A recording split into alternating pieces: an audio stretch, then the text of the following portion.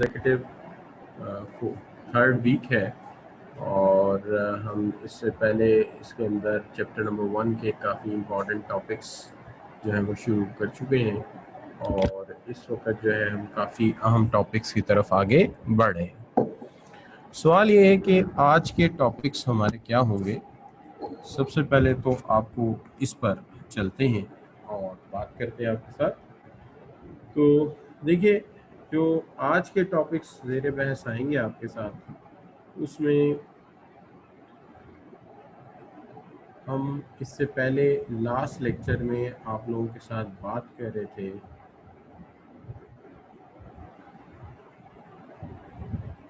Methods of production के ऊपर। Methods of production के अंदर हमने सबसे पहले तो इससे प्रीवियस लेक्चर्स में ये बात समझ ली थी कि प्रोडक्शन का मतलब ये होता है कि हम किसी मटेरियल में, किसी चीज़ में वैल्यू एडिशन करें तो हम उसको कहेंगे ये उसकी क्या है, हमने इसके अंदर जो है वो प्रोडक्शन इसको हम कहते हैं। तो प्रोडक्शन के जो लफ्जी मीनिंग है उसका मतलब ये होता है कि एडिशन ऑफ वैल्यू। मैं अपनी स्लाइड्स आपके साथ शेयर करता हूँ। लास्ट लेक्चर में हमारे पास 3 स्लाइड्स आपके सामने इस वक्त आ चुकी होंगी definitely. Let me maximize the screen. मैं स्क्रीन को मैक्सिमाइज करता हूँ।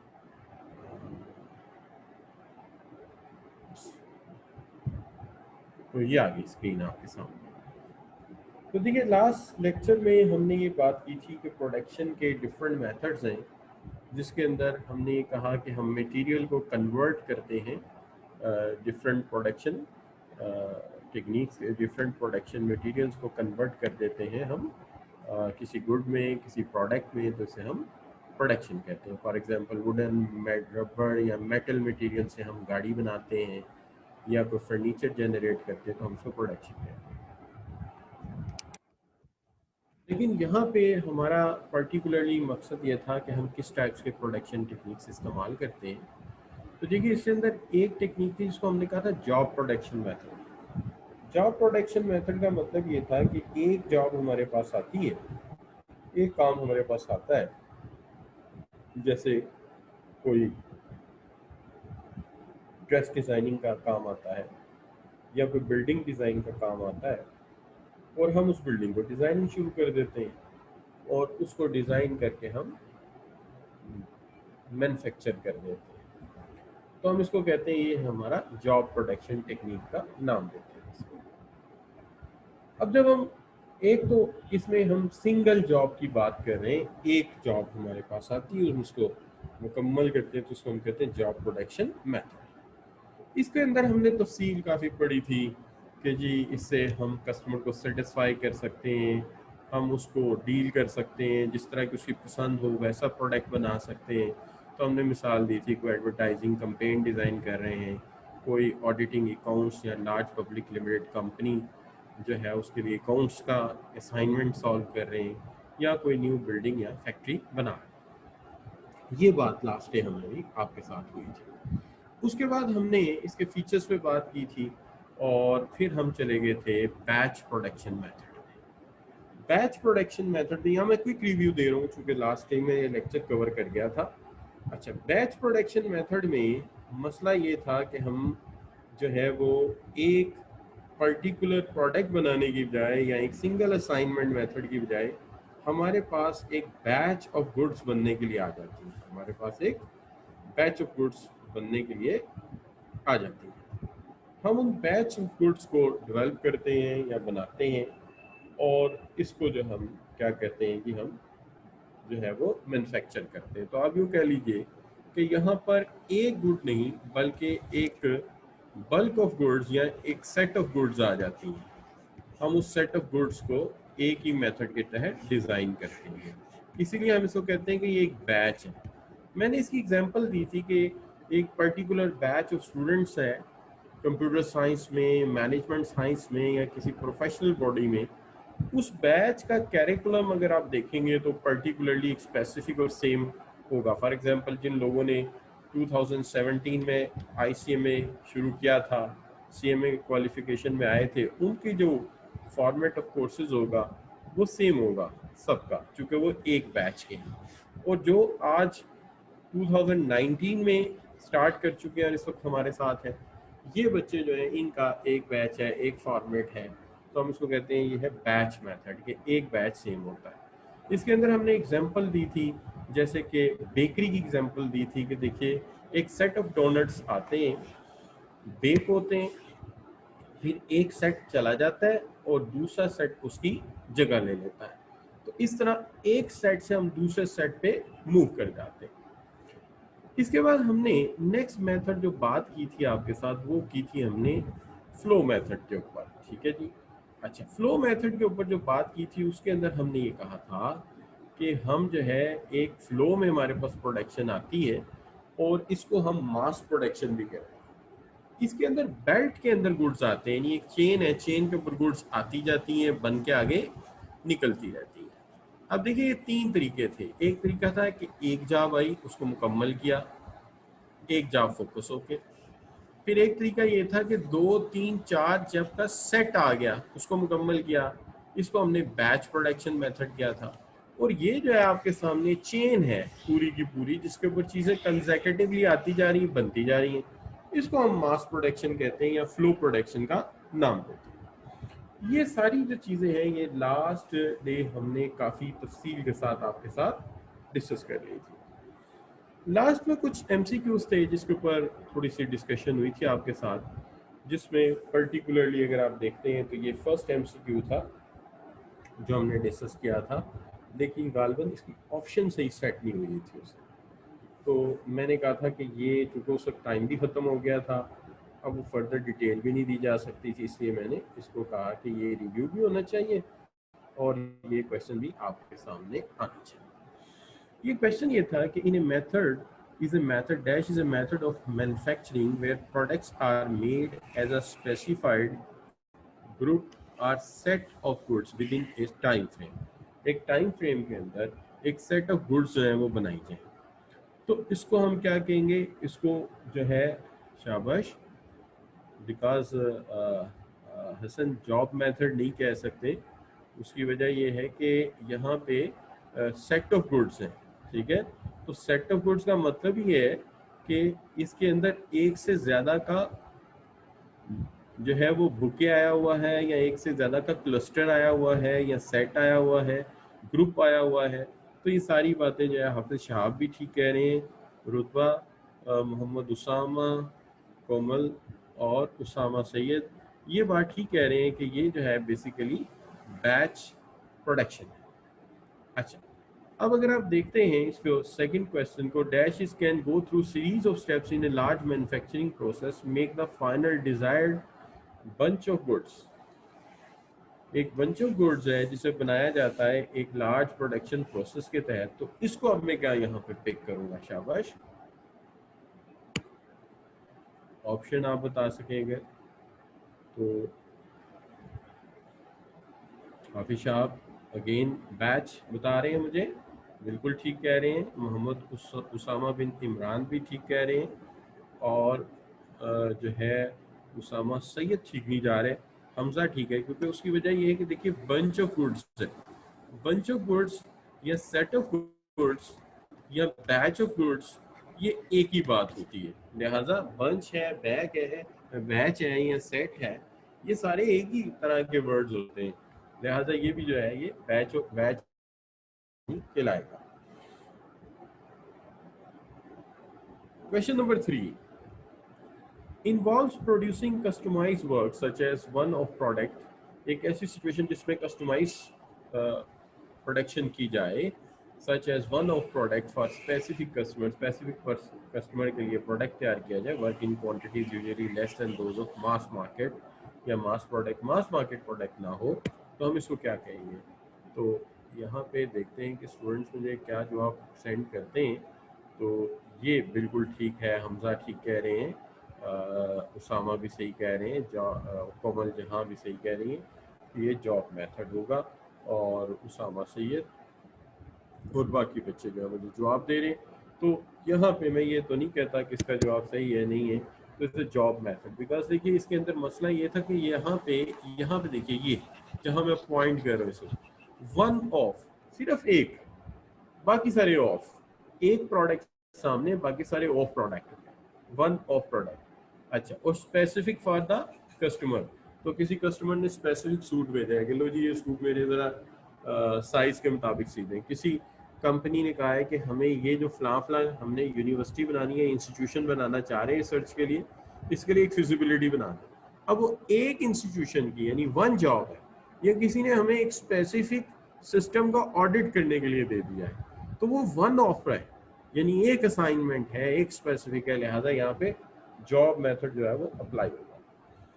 अब जो फोर्थ क्वेश्चन है आपका, individual jobs are done in sequence. Job individual हो लेकिन डन किस में हो, सीक्वेंस में। सीक्वेंस क्या होता है, सीक्वेंस एंड सीरीज आपने पढ़ा होगा मैथमेटिक्स में। आल्सो नोन एज मास और लाइन प्रोडक्शन, मास या लाइन प्रोडक्शन भी आप इसको कहते हैं। तो यहाँ पे क्या जवाब देंगे आप, बड़े क्लूज है स्टेटमेंट के अंदर जो दिए गए हैं।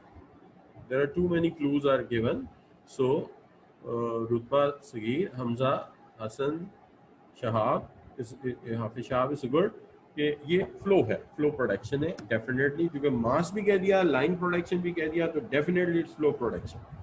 अच्छा जी, चलते हैं question number 5। Repetitive manufacturing is an approach to discrete manufacturing in continuous flow। एक discrete production चल रही हो लेकिन हो continuous flow में, that is contrast with the batch, जो कि contrast हो यानी मुख्तलिफ हो किससे, बैच से।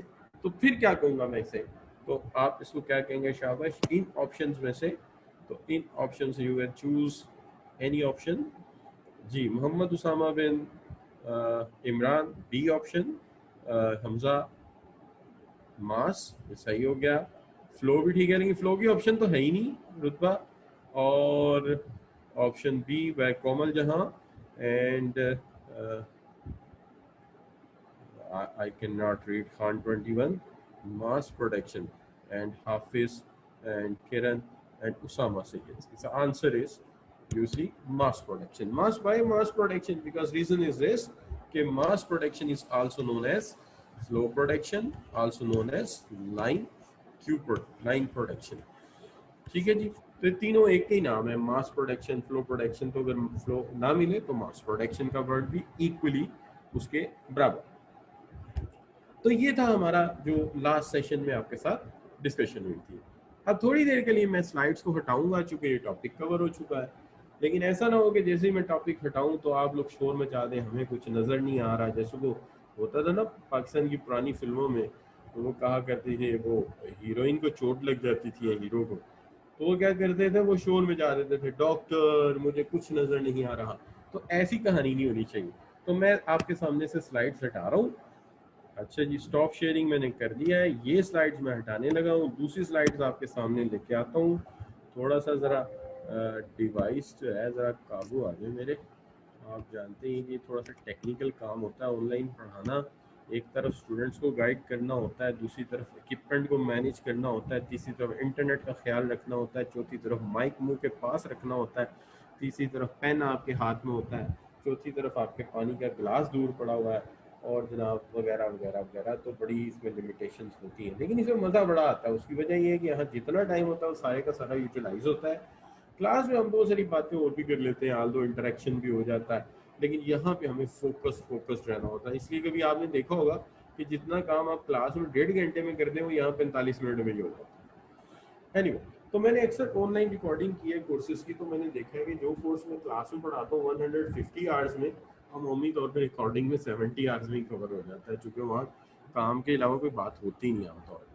अच्छा एनीवे, चले जी हम अपना काम करते हैं। कि आप कहें कि सर ये आपने तो इसमें भी वही काम शुरू कर दिया, तो बहरहाल जी हम इसको लेके चलते हैं, आपके सामने लाते हैं। लेकिन वो बच्चे जो जॉब्स में हैं, मसरूफ़ हैं, और आप जानते हैं कि इस वक्त मैं चला था अपने घर से, आज मुझे ICMA लाहौर ऑफिस आना था, क्योंकि मेरी 7 बजे क्लास थी, फ़िज़िकल क्लास थी यहाँ पे।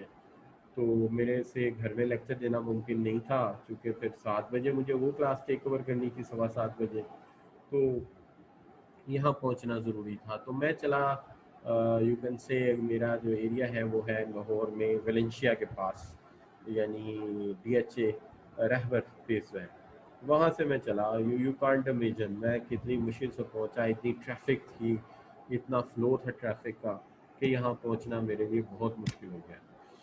तो आप सब बच्चे जानते हैं कि it's not easier to reach somewhere जहाँ पे आप जाना चाहते हैं। उसकी वजह यह है कि ट्रैफिक लोड ज़्यादा है। तो इसलिए जो बच्चे ऑनलाइन पढ़ते हैं उनको हमें डिस्करेज भी नहीं करना चाहिए। उसकी वजह यह है कि जहाँ बहुत सारे आप कह लीजिए कि इसमें जो है वो ड्रॉबैक्स हो सकते हैं, इसमें बहुत सारे फ़ायदे भी हैं कि आपका ट्रैफिक का खर्चा बचता है, टाइम बचता है। Time is cost, you know, आप प्रोफेशनल लोग हैं, आप तो अच्छी तरह जानते हैं कि टाइम से बड़ी कॉस्ट क्या हो सकती है। अच्छा, टाइम कॉस्ट है, फिर उसके बाद आप कह सकते हैं कि जो है और बहुत सारी चीज़ें हैं, जैसे कि आप जब ट्रैफिक में फंसते हैं तो फिर जो मेंटल फिटीक होती है वो भी आप सब बच्चे जानते हैं कितनी हैवियर मेंटल फिटीक होती है आपके लिए, वो भी एक इशू है। तो ये सारे इश्यूज जब आते हैं आपके सामने तो फिर यकीनी तौर पे आप ये कह सकते हैं कि इतना आसान नहीं होता अपना काम को मैनेज करना। बहरहाल एनीवे हम जारी रखते हैं अपने काम को। सबसे पहली बात तो है कि जॉब प्रोडक्शन मेथड जो है वो हो गए थे ख़त्म, लेकिन आपके टीचर की माशाल्लाह कंपोजिंग इतनी अच्छी है कि टॉपिक को कंपोज करते हुए 4 चीज़ें सही करते हैं तो 2 चीज़ें उन्होंने कंपोज ही गलत की होती है। एनीवे, अब यहाँ पे हम बात करते हैं सबसे पहले इस वक्त जो हम अगला टॉपिक शुरू कर रहे हैं ये है प्लांट मेंटेनेंस। प्लांट मेंटेनेंस ये इसी टॉपिक का हिस्सा है, यानी जो प्रोडक्शन मेथड का या प्रोडक्शन का जी ये हिस्सा है जिसका नाम है प्लांट मेंटेनेंस। देखिए, प्लांट मेंटेनेंस एक एक्टिविटी है इस तरह की जिसके अंदर हम कोशिश करते हैं कि हम अपने, यानी अभी हम हैं प्रोडक्शन मैनेजमेंट में, हम उससे बाहर नहीं आए। अभी रिसोर्स बेस्ड कॉम्पिटेंसी और रिसोर्स प्लानिंग में हम बिल्कुल नहीं गए, अभी हम बिल्कुल प्रोडक्शन के अंदर ही हैं, प्रोडक्शन मेथड्स या प्रोडक्शन मैनेजमेंट में ही हैं। और यहाँ पे हम प्लांट मेंटेनेंस की बात कर रहे हैं। यहाँ जो टॉपिक हमने कवर किए उसके अंदर इंट्रोडक्शन किया इंटरप्राइज मैनेजमेंट का, नेचर ऑफ मैनेजमेंट थ्योरीज क्या है, production and features of quality क्या है, production and types of production recently अभी मुकम्मल किया है एमसीक्यूज के साथ। और इस वक्त जो हम टॉपिक शुरू करने वाले हैं वो है plant maintenance and optimizing production technology. लेकिन ये दोनों मैंने अलग अलग प्रेजेंटेशन बनाई है दोनों के लिए। तो सबसे पहले बात करते हैं प्लांट मेंटेनेंस में। मैंने इस वीक के अंदर आपके लिए जो है चैप्टर नंबर 1 और चैप्टर नंबर 2 के शॉर्ट नोट्स भी लिख दिए और स्लाइड्स उसके अलावा है। तो इस दफ़ा मैंने तय किया कि मैं आपको शॉर्ट नोट्स भी दूंगा, वो भी इसलिए कि किसी वक्त ऐसा होता है कि आपने कोई जल्दी में तैयारी करनी हो तो शॉर्ट नोट्स जो है वो आपको बड़ा हेल्प आउट करते हैं, क्योंकि उसके अंदर हर चीज़ मुख्तसरन मौजूद होती है, बंदा जल्दी जल्दी पढ़ के अपनी तैयारी कर लेता है। तो वो भी मैंने तैयार किए जिसको आप पास कार्ड कह लो या शॉर्ट नोट्स कह लो, जो मर्जी समराइज नोट्स कह लो, वो भी बनाएंगे। तो वो भी मैं आपको अपलोड कर दूंगा और उसके साथ साथ जो है ये स्लाइड्स भी अपलोड कर देंगे। ठीक है जी। अच्छा, अब इसके अंदर सबसे पहली जो बात है वो ये है कि प्लांट मेंटेनेंस है क्या। देखिए, प्लांट मेंटेनेंस एक सेट ऑफ एक्टिविटीज है, यानी सरगर्मियों का एक मजमुआ है जिसका मकसद जो है it's basically aims is to necessary to keep machinery its parts types of equipment in good operating condition, avoid production stoppage and loss। Basic मकसद ये है कि देखिए बात ये है कि यहाँ पे जो एक्टिविटीज़ हैं उनका मकसद ये है, ये सरगर्मियों का मकसद ये है कि मशीनरी यानी कि मशीनें, उनके आलात, उनके साथ वाबस्ता पुर्जे अपनी वर्किंग कंडीशन में रहें और कोई ऐसी कंडीशन ना पैदा हो जाए, अल्लाह ना करे, कि ये अपना काम छोड़ दे और इसके नतीजे में प्रोडक्शन के अमल के अंदर एक रुकावट पैदा हो जाए, स्टॉपेज पैदा हो जाए और उस रुकावट के नतीजे में जो आपकी फर्म है उसे भारी भरकम नुकसान उठाना पड़े। तो हम रिपीट कर लेते हैं, हम कह सकते हैं कि plant maintenance is a collection of activities in which we maintain machinery, equipments, its parts in working condition. We rest assured that the plant should not be stopped during the production process। कहने का मतलब ये हुआ कि हम कोशिश ये करते हैं कि प्लांट जो है वो हर सूरत अपनी वर्किंग कंडीशन में रहे और किसी भी हालत में ऐसा ना हो कि मशीन या उसके कोई आलात या उसके कोई पुर्जा जात काम छोड़ दें, जिसकी वजह से चलते हुए काम में रुकावट हायल हो जाए और इसके नतीजे में ऑर्गेनाइजेशन को माली नुकसान उठाना पड़े। लिहाजा आप इसका अंदाज़ा इस तरह से कर सकते हैं कि कई दफ़ा आपने एक्सपीरियंस किया होगा या आपने कई दफ़ा ऐसा देखा होगा कि हम किसी काम में जा रहे हैं, काम पे जा रहे हैं, रास्ते में हमारी बस ख़राब हो जाती है। या मुझे याद है एक दफ़ा मैं अपने मामू को लेकर सियालकोट जा रहा था, तो उस ज़माने में मेरे पास एक बड़ी अच्छी मेहरान होती थी। That's what I bought in 2005। तो I was moving, I think it's year 2007 और 8, तो इतनी पुरानी तो ना हुई, वो 3-4 साल पुरानी थी। बट मैंने कहीं ट्यूनिंग की केयर नहीं की और हुआ ये कि उसने रास्ते में काम छोड़ दिया। और फिर उसके बाद मामू उतरे नीचे मेरे साथ, हमने उसका बोनट खोला और जनाब मामू ने उसकी बेशुमार तस्वीरें बनाई और वो सेंड की कि देखो एक गाड़ी में कितना छोटा इंजन लगा हुआ है, खास वो बाहर से आए तो उनके नज़दीक है, बहुत बड़ी बात है। तो बहरहाल यहाँ मुख्तसर बात ये करते हैं जी, कहानी असल में ये है कि हमें प्लांट्स को मेंटेन करना चाहिए, हमें मशीनरी और इक्विपमेंट को मेंटेन करना चाहिए ओ, ताकि वो काम के दौरान काम ना छोड़ जाए या काम के दौरान ख़राब हो जाए। अगर ऐसा हुआ तो इसके बड़े स्वैर नुकसानात होंगे, बड़े संगीन नताइज होंगे। लिहाजा अगर कोई पूछे कि अच्छा जी आप सर कह तो रहे हैं बड़े संगीन नताइज होते हैं, लेकिन क्या संगीन नताइज होते हैं, तो चलिए आज देख ही लेते हैं कि अगर प्लांट खराब हो जाए तो क्या होता है। चूंकि बाज़ बच्चे ऐसे होते हैं जब तक उन्हें अमली तौर पे ना चीज़ दिखाई जाए उन्हें यकीन नहीं आता। तो चलें अमली तौर पे बात कर लेते हैं कि प्लांट ब्रेक डाउन हो गया है, ठीक है जी। तो मसला ये है कि break down creates problem such as, कौन से मसाइल पैदा करती है ब्रेक डाउन। तो सबसे पहली बात तो भैया ये है कि वक्त की बर्बादी होगी। जितनी देर प्लांट बंद रहेगा वो सारा वक्त ज़ाया हो जाएगा। दूसरी बात, हमें जो काम नहीं हुआ, जो काम रुक गया है, जो काम नहीं हो पाया, जो काम इस वक्त होना था, जाहिर बात है वो पाया तकमील तक नहीं पहुंचा, तो कस्टमर तो कहेगा ना जी कि मेरी चीज़ मुझे दो। तो भाई कस्टमर तो ये कहेगा ना कि मेरी प्रोडक्शन मुझे कहाँ गई, मुझे ऑर्डर दिया था वो कहाँ चीज़ें मुझे पहुंचाओ। अब काम तो नहीं हुआ, वक्त तो हो गया ज़ाया, अब क्या करें। तो वक्त आपने कर दिया ज़ाया, प्लांट हो गया आपका ख़राब, आपको क्या करना पड़ेगा, प्रोडक्शन को रीस्केजुअल करना पड़ेगा। अब अगली प्रोडक्शन भी जो देनी है वो भी सर पे आगे बोझ पड़ जाएगा, और जो प्रोडक्शन डिले हुई है प्लांट के ख़राब होने से उसका भी खमियाजा भुगतना पड़ेगा, या ये कह लीजिए कि उसको भी बनाना पड़ेगा। इस तरह हमें अपनी जॉब्स को, अपने वर्कर्स को रीस्केजुअल करना पड़ेगा।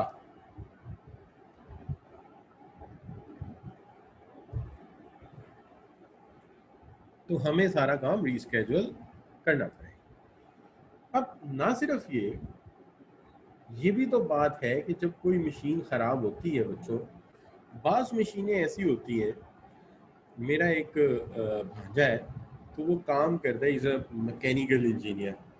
तो वो काम करता है, ये जो सुई गैस के प्लास्टिक के पाइप होते हैं, इसके कुछ प्लांट है उस पर उसको मैनेज करता है। वो कहता है मामू बात ये है कि जब प्लांट रुकता है तो उसके अंदर जितना मटेरियल होता है बहुत ज़्यादा मिकदार में वो सारे का सारा ज़ाया हो जाता है। अच्छा, ज़ाया हो जाना सिर्फ ये नहीं कि दुख करते हैं वो प्लास्टिक ज़ाया हो गया, नहीं, ये बिल्कुल ऐसे ही है कि जिस जिस टेम्पलेट में, जिस जिस डाई में प्लास्टिक जम गया है वो दोबारा कभी मेल्ट नहीं होगा। अब वो दोबारा मेल्ट नहीं होगा, वो डाइयाँ ज़ाया होंगी और उसकी जगह नई टेम्पलेट्स इंपोर्ट करना पड़ेंगी, या पहले से रिस्क फैक्टर को मिनिमाइज करने के लिए इंपोर्ट करके रखी हुई थी वो लगानी पड़ेंगी। इसका मतलब ये है कि मटेरियल भी ज़ाया होगा और उसके साथ साथ डैमेज भी हो सकता है, वो भी बेयर करना पड़ेगा। फिर ये है कि फेलियर को रिकवर करने के लिए भी तो कुछ करना पड़ेगा ना, और जितनी देर आप रिकवर नहीं करते उतनी देर जो है वो लॉस ऑफ प्रोडक्शन तो हो ही रहा है। जितने आर काम रुका रहा, dates a loss of production. और इसके नतीजे में वो जब आप रीस्केड्यूलिंग करोगे तो फिर ओवर टाइम लगेंगे। ओवर टाइम में मुझे आप बताइए, कभी भी ज़िंदगी में जो वर्कर जो पैसे मांगता है आपसे वर्किंग रूटीन में, कभी ऐसा नहीं होता कि ओवर टाइम में भी वही चार्ज करे। डेफिनेटली वर्कर जो है वो ओवर टाइम के हवाले से थोड़े ज़्यादा पैसे आपसे मांगेगा, या आम तौर पे डबल पेमेंट करनी पड़ती है, या 40-50% ज़्यादा रेगुलर स्केड्यूल से। और सब बाज़-औक़ात तो ये होता है कि अपना काम किसी और को दे के सब कॉन्ट्रैक्टिंग करानी पड़ती है, चूँकि आपके प्लांट में कैपेसिटी नहीं होती, तो आप किसी भी इंडस्ट्रियल रिलेशन को यूज़ करते हुए किसी दूसरे को आउटसोर्स कर देते हैं जॉब। ये भी इसका नुकसान हो सकता है कि जो काम अपने हाथ से करना था वो दूसरे किसी साहब को एलोकेट करना पड़ा। अच्छा, और इसके नतीजे में जो वर्क शॉर्टेज है, हो सकता है कि अगर हमें इसे पूरा करना हो तो हमें अल्टरनेटिव वर्क अरेंजमेंट करने पड़े, तो ये भी एक इशू हो सकता है। लिहाजा टेम्परेरी वर्क शॉर्टेज की वजह से या वर्कर्स हमें ज़रूरत ज़्यादा पड़ सकती है, क्योंकि पहले काम तो चल ही रहा था, तो अब जो है वो मसला ये है कि इतने वर्कर से काम नहीं चलेगा, हमें वर्कर और ज़्यादा हायर करने पड़ेंगे, तो फिर हमारा काम जो है वो आसानी से हो जाएगा। अच्छा बच्चों, अब जहाँ तक सवाल है सादिया बेटी, आज लाजमी मैं कर दूंगा, ठीक है। वो असल में इंटरनेट में कुछ इश्यूज थे, मैंने काफ़ी मैनेज किया, रात को बैठा रहा, लेकिन वो सॉल्व नहीं कर सका, और डिवाइस भी ये वाली ख़राब थी, इसको भी ठीक करना था, री इंस्टॉल करना था। इंशाल्लाह आज ज़रूर करेंगे। अच्छा, तो कल जब मैं आपसे मिलूंगा तब तक ये सारा काम हो चुका होगा, ये लेक्चर आपको मिल चुके होंगे इंशाल्लाह। अच्छा, अब बात ये है कि ऑब्जेक्टिव ऑफ प्लांट मेंटेनेंस, वैसे तो मुझे ऑब्जेक्टिव बताने की ज़रूरत ही नहीं है भाई, वजह जब मैंने उसके प्रॉब्लम्स बता दिए तो आप उसी को रिवर्स कर लो, वही इसके ऑब्जेक्टिव्स हैं, और वही इसका जो है आप कह सकते हैं उसकी इंपॉर्टेंस में आप लिख सकते हैं। इसमें सबसे पहली बात तो ये है कि इसलिए हम कर रहे हैं ताकि हम मिनिमाइज कर दें, मिनिमम ब्रेकडाउन के चांसेस कर दें, मेंटेनेंस करें ताकि मिनिमम ब्रेकडाउन का चांस हो। उसके अलावा मशीन और फैसिलिटीज़ जो है वो अच्छी वर्किंग कंडीशन में रहें, और हमारे ऑप्टिमम प्रॉफिट हम कमा सकें इनसे। और फिर इसके साथ साथ मेंटेनेंस जो है वो इंश्योर करती है कि मशीनें अवेलेबल रहेंगी, उनकी कैपेसिटी अवेलेबल रहेगी, बिल्डिंग्स की, सर्विसेज की जो है, या उनकी जो है हमारे पास खिदमात रहेंगी, और मटेरियल वेस्ट नहीं होगा, पर्सोनल बिजी रहेंगे, और एक वर्क स्केड्यूल बनाएंगे। इससे मिलते जुलते पॉइंट कुछ इंपॉर्टेंस में लिख लें तो ज़्यादा अच्छा है। मिसाल के तौर पे इंपॉर्टेंस में क्या लिखा जा सकता है कि देखिए,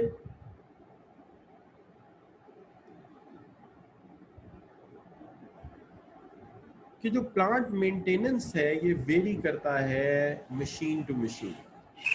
मिसाल के तौर पे मैं जो गाड़ी चलाता हूँ, मैंने अक्सर पूछा है अपने कार मैकेनिक से, वो कहते हैं सर इसका एयर फिल्टर चेंज कर दिया करें और ऑयल टाइम पे चेंज करा लिया करें, बाकी ये ठीक है। लिहाजा मैटर करता है। लेकिन कुछ ऐसी इलेक्ट्रॉनिक गाड़ियां जिनका मेंटेनेंस का कुछ और तरीका कार होगा, जिनमें बैटरी है, पता नहीं और क्या कुछ है, तो हर प्लांट का तरीकाकार अलग है। हम ये जानते हैं कि अगर ब्रेक डाउन हो गया तो हमारा बहुत बड़ा नुकसान होगा, इसलिए भाई ये बड़ा इम्पोर्टेंट काम है, इसको करना है, इस खतरे से बचना है। इसलिए हमें पता होना चाहिए कि अगर इक्विपमेंट आउट ऑफ ऑर्डर हुआ तो हमारी प्रोडक्शन हेल्ड हो जाएगी, हमारा कस्टमर लूज़ हो जाएगा, और इनिशियल फॉल्ट को निकालना मुसीबत पड़ जाएगी, फिर इमीडिएट लॉस ऑफ प्रोडक्टिविटी भी होगा, और लॉन्ग रन में several of thousand of rupees हमारे जो है वो स्पिल ओवर कॉस्ट पड़ जाएगी। और अनप्रॉपरली निगलेक्टेड मेंटेन अगर होगा हमारा प्लांट, यानी हमने गलत तरीके से मेंटेन किया है, गलत लोगों के हाथ में दिया हुआ है, तो आज शायद चलता रहे, लेकिन कल नहीं, परसों नहीं, कभी ना कभी वो ख़राब ज़रूर हो जाएगा, और उससे ज़्यादा ख़राब हो जाएगा, उससे ज़्यादा ख़राब हो जाएगा। तो इस तरह के जो तजर्बात हैं उनका वक्ती तौर पे शायद कोई फ़ायदा हो जाए, लेकिन लॉन्ग रन में उसका ज़्यादा नुकसान होगा। और ये ऐसे ही जैसे कि आप यूँ समझ लीजिए कि एक प्लांट के फिक्स लुब्रिकेंट होते हैं कि जी इस लुब्रिकेंट से इसने चलना है, जैसे इलेक्ट्रॉनिक गाड़ियों का इंजन ऑयल और है, और जो पुरानी मैकेनिकल गाड़ियाँ उनका इंजन ऑयल और है, अगर हम ये ऑयल ही चेंज कर दें आपस में तो वक्ती तौर पे नहीं पता चलेगा कोई नुकसान हुआ है कि नहीं हुआ, लेकिन लॉन्ग रन में जितनी नुकसान हमें बर्दाश्त करना पड़ेगा वो नाकाबिले बर्दाश्त होगा हमारे लिए, लिहाजा इसकी बहुत ज़्यादा इम्पोर्टेंस है हमारी नज़र में। तो ये बच्चों इसकी इम्पोर्टेंस है कि हमें क्यों ऐसा करना है। लेकिन सवाल ये है कि मेंटेनेंस की टाइप्स कौन कौन सी हैं। देखिए, मेंटेनेंस जो है आम तौर पे ऐसी सूरत में भी होता है जब कोई मशीन का ब्रेक डाउन हो जाए। ब्रेक डाउन का मतलब बच्चों ये होता है कि मशीन चल रही है, अब बंद हो गई है। तो जब मशीन बंद हो गई है तो अल्टीमेटली भाई ये इसका इफेक्ट तो आएगा ना। तो ये जो है मशीन बंद हो जाने वाला जो मामला है तो वो गड़बड़ हो जाएगा। अच्छा, सेकंड पॉइंट स्टूडेंट ने का एक्सप्लेन कर दें। If a piece of equipment goes out of order in a flow production factory, whole line will be come to a held.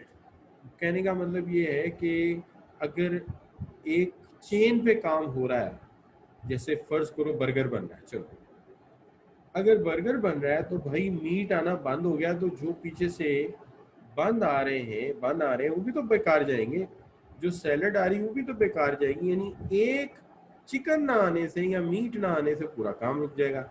इसी तरह गाड़ी की चेसेस आ रही हैं, डोर्स आ रहे हैं, इंजन नहीं आया तो जितनी गाड़ियां चेन पे खड़ी वो रुक जाएंगी, तो लिहाजा एक काम रुकेगा तो सारे ही रुक जाएंगे।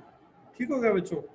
इससे एक इमीडिएट लॉस ऑफ प्रोडक्शन होगा, यानी इसी वक्त प्रोडक्टिविटी लॉस होगा, और दूसरा इसके several of thousands of rupees हमें बाद उसमें जब फाइनेंशियल कॉस्ट कैलकुलेट करेंगे तो वो भी बेयर करने पड़ेंगे। ठीक हो गया हमजा, तो वो भी हमें बेयर करने पड़ेंगे, तो ये भी एक इसके अंदर इशू आएगा। ठीक हो गया बच्चों। अच्छा जी, तो सेकंड पॉइंट आपने कहा था वो मैंने एक्सप्लेन कर दिया। लो जी, कमल बच्ची खुश हो गई। अच्छा, ठीक हो गया बेटी। अब मसला ये है कि किस किस टाइप्स की हम जो है वो मेंटेनेंस करते हैं। तो मेंटेनेंस की टाइप्स कौन कौन सी हैं। देखिए जी, एक टाइप तो वो है कि प्लांट हो गया बंद चलाओ, ये है ब्रेक डाउन मेंटेनेंस। लेकिन एक ये होता है कि हमें जो है वो प्रिवेंटिव मेजर लेने पड़ते हैं कि यार ये काम ना ही हो तो अच्छा है, प्रिवेंटिव मेंटेनेंस। ठीक है जी, यानी हम ये चीज़ है कि प्रिवेंट करने के लिए हम पहले से ही मेंटेनेंस शुरू कर देते हैं कि अच्छा यार ये चीज़ ख़राब हो सकती है तो रेडिएटर हर 6 माह बाद धुला दिया करो। अच्छा, अगर ये चीज़ ख़राब हो सकती है तो इसका टेन्योर इतना है, 6 माह बाद तुम स्पार्क प्लग चेंज कर दो। तो ये प्रिवेंटिव है कि जी हमने इतने 1000 जहाज़ उड़ाने के बाद, इतने किलोमीटर गाड़ी चलाने के बाद वर्कशॉप भेजनी है और उनसे कहना लो जी एक ज़रा चेकअप कर दें और फला चीज़ चेंज कर दें। जैसे वो मेरी जो पुरानी गाड़ी है एक कल्टस, तो कल्टस को जब मैं पूछता हूँ मैकेनिक से तो वो कहता है सर आपने खुद इंसाफ करना है, जैसे ही 70,000 पूरा हो जाए आपने इसका टाइमिंग बेल्ट चेंज कर लेना, वरना रास्ते में टूटेगा और बड़ा नुकसान होगा। अच्छा, वो बाद में मैंने होंडा सिटी ली तो मैंने उससे पूछा कि यार इसका क्या करना है, तो वो कहता है जी इसके अंदर टाइमिंग बेल्ट ही नहीं होती। अब प्लांट का नेचर मैटर करता है, लेकिन प्रिवेंटिवली उसने उसका भी कहा है कि जैसे 50,000 किलोमीटर हो तो फिर स्पार्क प्लग आते हैं मेरे ख्याल 8 या 10,000 के, वो आपने चेंज लाजमी कर दिया करना। यानी ये प्रिवेंटिव है कि जी इतने देर बाद ये बदल ही दो ताकि ऐसा ना हो कि हम मुसीबत में फंसे। तो एक तो ये कि प्लांट खराब हो गया तो ठीक कर रहे हैं, एक ये कि पहले हम प्रिवेंटिव मेजर्स ले रहे हैं कि यार ये ना हो। अच्छा, एक प्रिवेंटिव का एक दूसरा तरीका भी है। प्रिवेंटिव का दूसरा तरीका ये है कि एक रूटीन बना लें, एक स्केड्यूल ही बना लें। तो ये भी हो सकता है रूटीन बना लें कि अच्छा जी इतने देर बाद ये हमने काम करना है, तो रूटीन भी हो सकती है। अच्छा, एक ये हो सकता है कि हम कोई प्लान ऐसा करें, प्लान मेंटेनेंस कर लिया, यानी पहले से प्लान बना के रखा हो, क्योंकि बाज़ जगह पे प्लानिंग ऑफ मेंटेनेंस बहुत ज़रूरी होती है। तो एक तरीका ये भी होता है, लेकिन ये खास किस्म के सिस्टम में होती है प्लान मेंटेनेंस, हर जगह इसकी ज़रूरत नहीं होती। तो हम चलते हैं, बात करते हैं सबसे पहले तो ब्रेक डाउन मेंटेनेंस। देखिए ब्रेक डाउन मेंटेनेंस, जैसा कि मैंने पहले कहा कि मशीन हो गई है आपकी आउट ऑफ ऑर्डर, मशीन आपकी हो गई है खराब और रुक गई है। अब जाहिर बात है जब मशीन रुक गई है तो क्या करेंगे आपको करेक्टिव मेंटेनेंस लेनी पड़ेगी। चलता हुआ काम आपका रुक गया है, ठीक है जी, मशीन आपकी ब्रेक डाउन हो गई है, और ब्रेक डाउन होने का मतलब ये है कि आपकी जो प्रोडक्शन है गुड्स की, प्रोडक्शन इज स्टॉप, आपकी प्रोडक्शन जो है वो स्टॉप हो गई क्योंकि plant got out of order. अब आपको हर सूरत इसको पहले मेंटेनेंस करनी पड़ेगी, रिपेयर करना पड़ेगा इसको, उसके बाद ही कुछ आगे चल सकेगा। ठीक हो गया। तो खान भाई, खान 21 नंबर आपने कोई लिया हुआ है, तो मैं आपसे ये कहूँगा कि कमेंट्स में सवाल भेज दो, मैं उसको आपको बता दूंगा। ठीक है, तो मुझे कमेंट्स बॉक्स में लिख दो please please please please, comment box में लिख दें तो मैं आपको आंसर कर देता हूँ। ठीक है, अच्छा बच्चों, अब बात यह है कि मशीन रुक गई है, प्रोडक्शन रुक गई है, काम सारा रुका पड़ा है, इक्विपमेंट आउट ऑफ ऑर्डर हो गया है, क्या किया जाए? ज़ाहिरी बात है ज़रूरत इस समर की है कि हम अपनी मशीन को अब रिपेयर करें।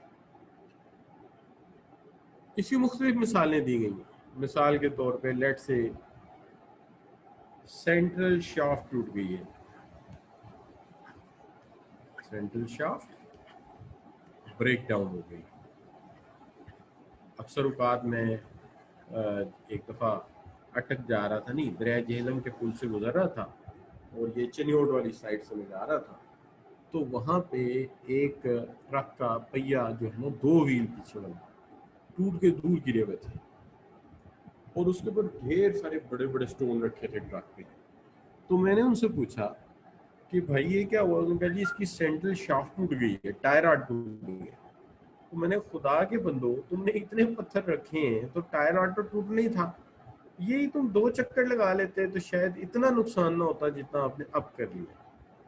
तो ये हो जाता है। बाज़ वक़्त ऐसा होता है जी कि कोई बेल्ट वगैरह टूट जाता है और जो लिंक मोशन है वो स्टॉप हो जाता है, क्योंकि मशीन का एक मसला ये होता है कि इसकी जो मोटर होती है इससे सेंट्रल शाफ्ट लिंक्ड होती है, और उसके साथ फिर सेंट्रल शाफ्ट से जिस जिस चीज़ को मोशन की ज़रूरत होती है, जिस जिस चीज़ को पावर की ज़रूरत होती है, उसको सेंट्रल शाफ्ट के साथ, बेल्ट के साथ या चेन के साथ या किसी और चीज़ के साथ कनेक्ट कर दिया जाता है, डायरेक्टली या इनडायरेक्टली।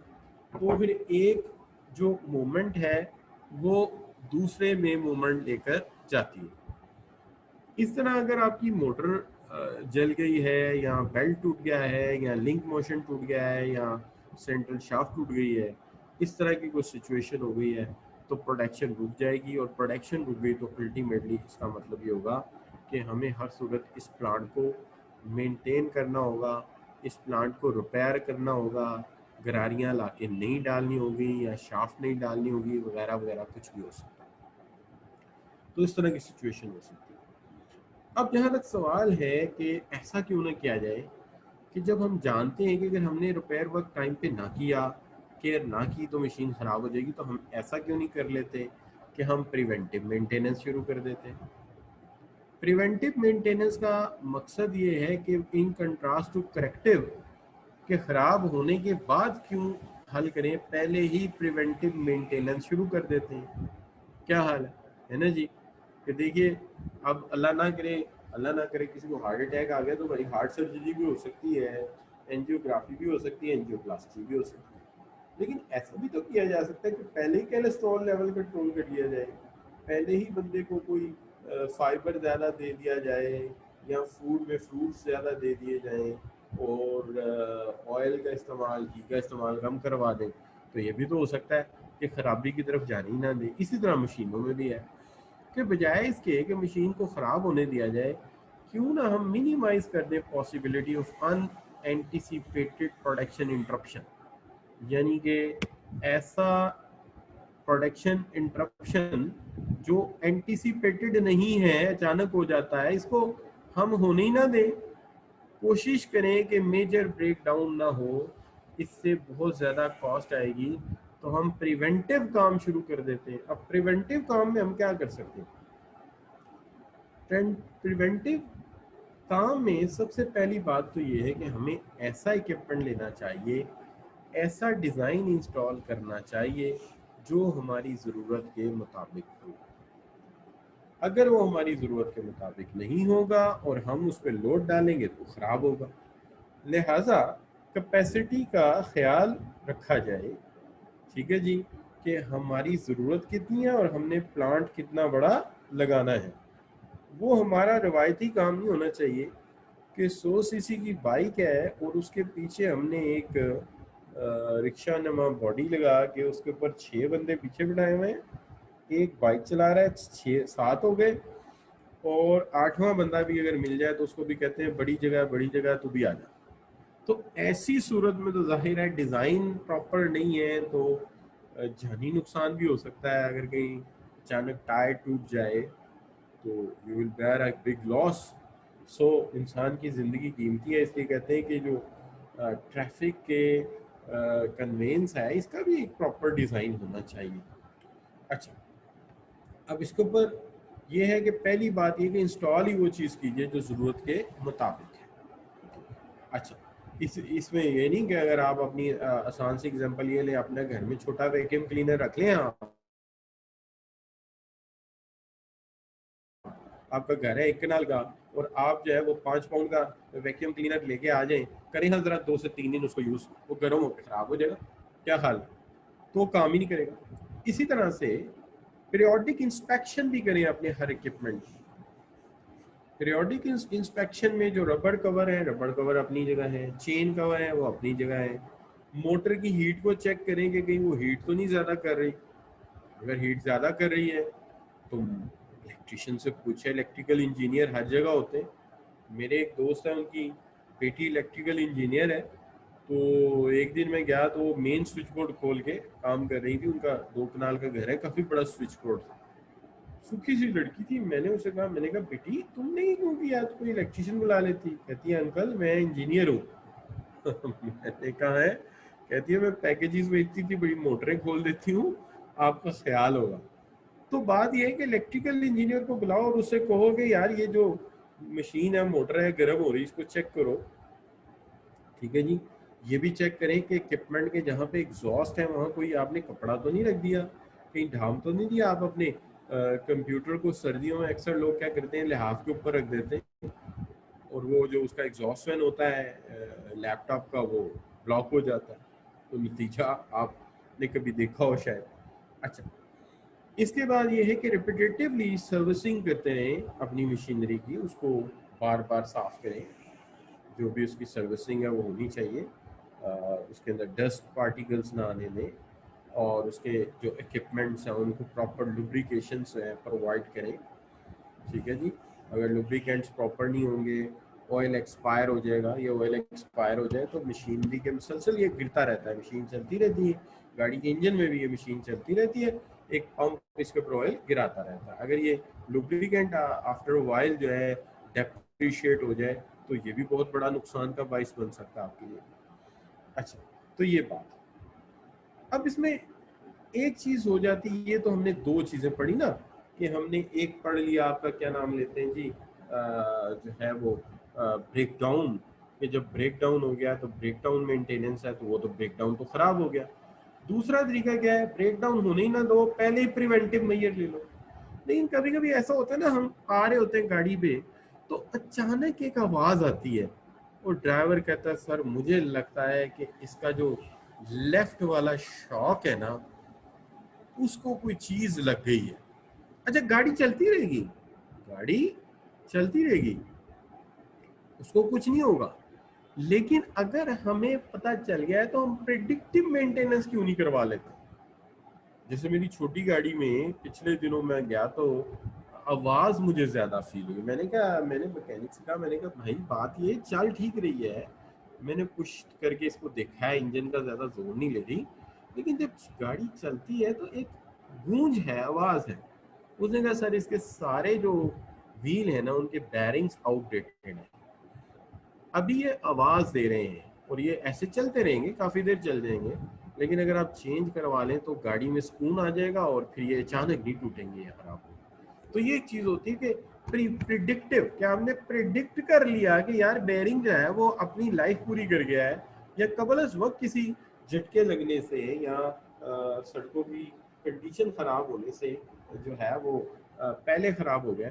तो प्रिडिक्टिव कर लिए भी आप कर सकते हैं, अटेंशन दे सकते हैं, उस मामले को एंटिसिपेटेडली सॉल्व कर सकते हैं जो आपको लग रहा है।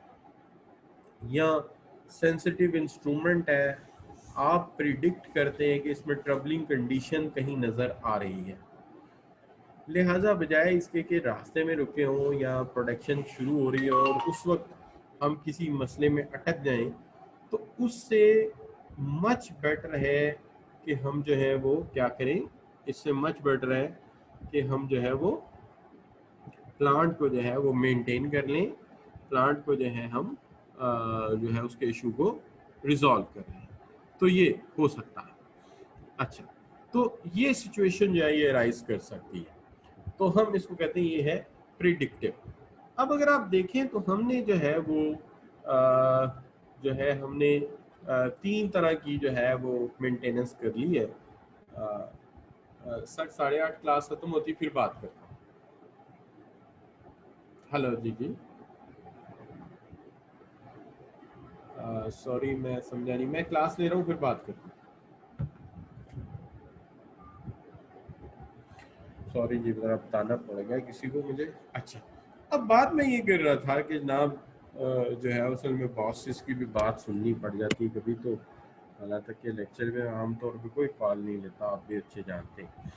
अच्छा बच्चों, तो अब देखो, तो मैंने आपको जो है बताया था कि जो आपकी पहली मेंटेनेंस है वो है कौन सी, शाबाश, पहली मेंटेनेंस थी ब्रेक डाउन। ब्रेक डाउन में प्लांट बिल्कुल हमारा ख़राब हो गया था।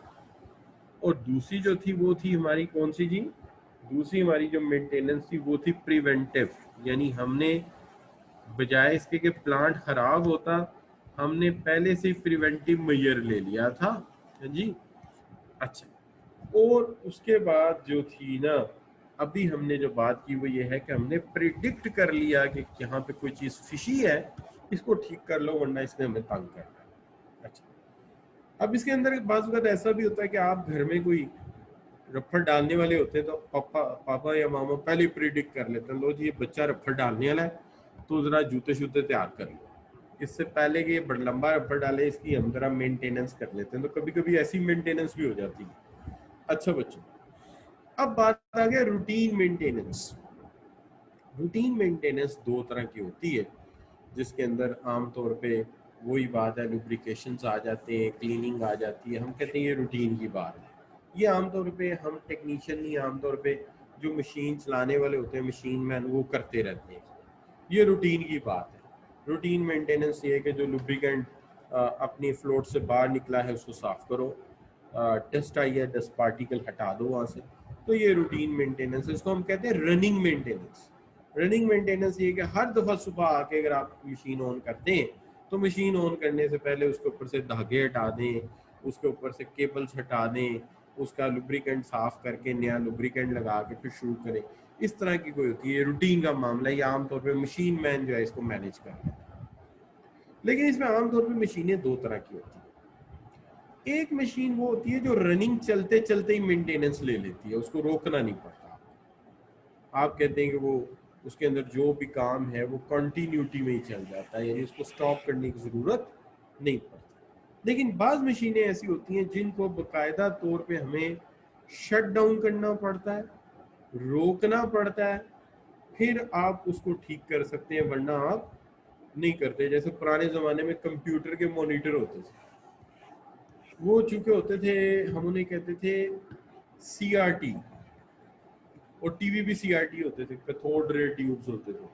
ये कैथोड रे ट्यूब्स होते थे, ये काफ़ी ज़्यादा इलेक्ट्रॉनिक चार्ज अपने पास रखते थे। इलेक्ट्रिसिटी तो आज के टीवी से बहुत ज़्यादा कंज्यूम करते थे, आज की LED से बहुत ज़्यादा, लेकिन चार्ज भी कंट्रोल करते थे।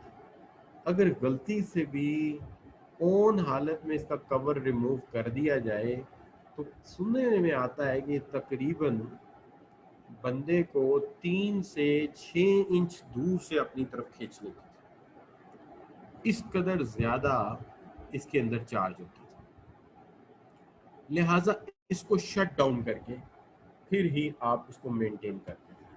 लेकिन बाद मशीनें ऐसी होती हैं उनको शट डाउन करने की ज़रूरत नहीं पड़ती, वो अपनी रनिंग कंडीशन में ही मेंटेनेंस ले लेती है, इनको आपको रोकना नहीं पड़ता। ठीक है जी। और बाज़ मशीनें ऐसी होती हैं जिनको आपको स्टॉप करना पड़ता है और फिर ही काम चलता है, इसलिए दोनों तरह की सिचुएशन हो सकती है। लेकिन बाज़ औकात ऐसा होता है कि एक ही मशीन रनिंग में मेंटेनेंस नॉर्मल कंडीशन में ले लेती है, जैसे डैम्स हैं चलते रहते हैं, मेंटेनेंस हो जाती है। लेकिन अगर बड़ा मसला आ जाए तो आपको अपना इलेक्ट्रिकल वर्क जो है वो रोकना पड़ता है और फिर आप उस प्लांट को जो है वो रिपेयर करते हैं या उसको मेंटेन करते हैं। अब यहाँ पर जो दूसरी चीज़ मैं आप दोस्तों के सामने रखूँगा, यानी अभी तक जो मैंने आपके साथ बातें की हैं उसके अंदर एक ब्रेकडाउन था, मशीन ख़राब हो गई, पुली टूट गई, राउटर टूट गया। उसके बाद थी आपकी, जिसको आपने कहा जी प्रिवेंटिव। प्रिवेंटिव जो थी वो ये थी कि बजाय इसके कि मशीन ख़राब हो, पहले ही कुछ काम इसके बदलने शुरू कर दिए जाएं, जो सेंसिटिव काम है वो करते जाएं। प्रिडिक्टिव ये था कि कुछ अंदाज़ा हो गया कि इसकी फ़लाँ पुली या फ़लाँ चीज़ जो आवाज़ दे रही है, उसको बदल दिया, ये प्रिडिक्टिव है। अच्छा, और रूटीन जो है वो ये है कि जो मशीन मैन आता है रूटीन के तौर पे रोज़ाना उसको लुब्रिकेंट हटाता है, उसको मेंटेन करता है, ये जो थी। अब पांचवी जो है उसको हम कहते हैं प्लान्ड मेंटेनेंस। प्लान्ड मेंटेनेंस आम तौर पे होती है ऐसे सिस्टम्स में जहाँ पे आप कहते हैं मशीनरी इक्विपमेंट यूज़ हो रहा है, बिल्डिंग्स है, according to predetermined schedule होती है। इसकी एक मिसाल आपको दे देते हैं, जैसे हमारा ये जो है इलेक्ट्रिक सप्लाई सिस्टम है।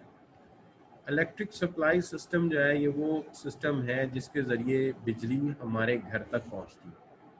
इसके पीछे ग्रिड स्टेशन है, इसके पीछे पोल्स हैं, पोल्स पे केबल्स लगी हुई हैं। ठीक है जी। अच्छा, इसमें क्या होता है कि हमने स्केड्यूल किया होता है कि हर बरसात से पहले हमने थोड़ी देर के लिए शट डाउन किया करना है और तमाम तारों को हमने खींच के टाइट करना है, क्योंकि सख्त गर्मी से हम मॉडरेट ह्यूमिड सीजन की तरफ जा रहे हैं। तो जहाँ जहाँ तार ढीली होगी वहाँ स्पार्क होगा, तार गर्म होगी, और अगर एल्युमिनियम की तार है तो मेल्ट होकर गिर जाएगी। लिहाजा हम एक स्केड्यूल देते हैं कि हम तमाम तारों से जिंक को, रस्ट को, जंग को उतारेंगे और उतार के क्या करेंगे, उसको दोबारा नट को टाइट कर देंगे। इसके लिए बाकायदा तौर पे हम जो है वो वक्त निकालते हैं और निकाल के इसको मेंटेन करते हैं। तो एक आपका ये निज़ाम भी हो सकता है। दूसरा मिसाल दी जा सकती है, बरसात से पहले, रेनफॉल से पहले वासा अपनी तमाम मोटर्स और अपने तमाम ट्यूबवेल्स को चेक करता है कि अगर बारिश ज़्यादा हो गई तो हमें पानी ड्रेनेज में से निकाल के दरियाओं की तरफ निकालना होगा। तो क्या हमारे ट्यूबवेल सही हैं, हमारे टनल सही हैं, तो ऐसा ना हो रेनफॉल हो शहर डूबा पड़ा हो। तो इसको भी प्लान्ड मेंटेनेंस कहते हैं। ये हर साल एक ख़ास वक्त पे करनी पड़ती है, बिफोर डैट कि हम किसी क्राइसिस में चले जाएं। तो इसके लिए हमने स्केड्यूल किया होता है, प्लान किया होता है। इसमें हमारा इलेक्ट्रिकल सिस्टम है, रेनफॉल सिस्टम है, हमारे प्लांट के जो अंदर है इसमें भी इसी तरह से एक स्केड्यूल किया होता है, बाकायदा लिखा होता है कि last complete watch out inspection कब हुई थी और उस वक्त कौन कौन से पुर्जे रिप्लेस हुए थे। आप कभी अपनी कार का या बाइक का चार्ट देखिए, उसके ऊपर भी लिखा होता है कि अच्छा जी फिल्टर कब चेंज हुआ था, डेट लिखी होती है। फिर आगे ड्यू कब है वो डेट लिखी होती है कि इसका ड्यू कब है, फलां पुर्जा चेंज हुआ था, ड्यू कब है। तो इस तरह करके एक पूरा प्लान किया होता है कि हमने कब इसको दोबारा फिर मेंटेन करना। तो यहाँ तक आज हमने 5 डिफरेंट मेंटेनेंस के जो हैं वो मेथड्स पढ़े, जिसके अंदर स्टूडेंट ने ब्रेकडाउन मेथड पढ़ा, जहाँ बिल्कुल ख़राब हो जाता है हमारा इक्विपमेंट और हम उसको रिपेयर करते हैं। प्रिवेंटिव पढ़ा, जिसका मतलब ये है कि हम ख़राब होने से पहले ही केयर कर लें। प्रिडिक्टिव पढ़ा, जिसके अंदर हम प्रिडिक्ट कर लेते हैं कि कोई ख़राबी आने वाली, उसको ठीक कर लें। और एक रूटीन है जो मशीन मैन करता है रूटीन के तौर पे, और एक प्लान है जिसके अंदर हम पहले से स्केड्यूल कर चुके होते हैं। तो ये 5 डिफरेंट मेथड्स आमतौर पे अप्लाई होते हैं। अब यहाँ पे हम बिफोर डैट के अगला टॉपिक थोड़ा सा लंबा है और टाइम आगे इतना नहीं है कि मैं उसको इंट्रोडक्शन भी दूंगा तो बीच में रह जाएगा, मज़ा नहीं आएगा।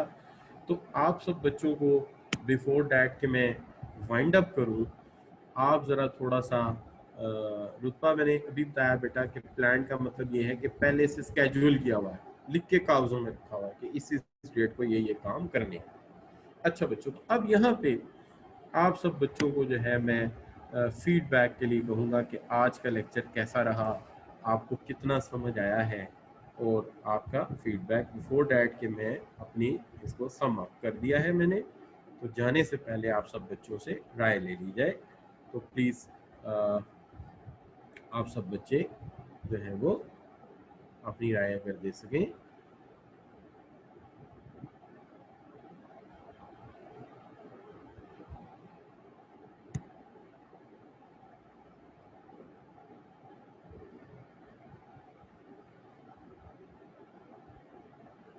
जी शाबाश, हमजा, रुतबा, कोमल। जी बच्चों, I am waiting for your comments please.